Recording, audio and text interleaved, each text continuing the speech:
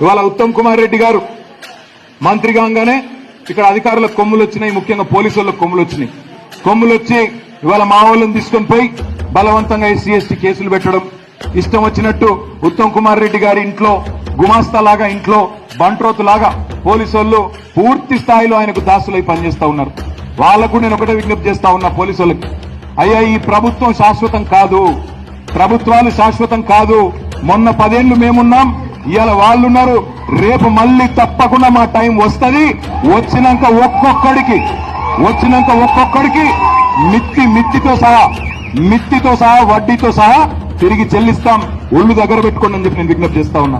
ఎందుకంటే ఇక్కడ ఉన్న వాళ్ళల్లో పెద్ద పెద్ద ఉత్తమ్ కుమార్ రెడ్డి లాగా 6 అడుగుల మనుషులు లేకపోవచ్చు, కానీ గుండె నిండా ధైర్యం ఉన్న వాళ్ళు ఉన్నారు. పోయింది అధికారమే తప్ప, పోయింది అధికారమే, పోరాడే దమ్ము కాదు, పోరాడే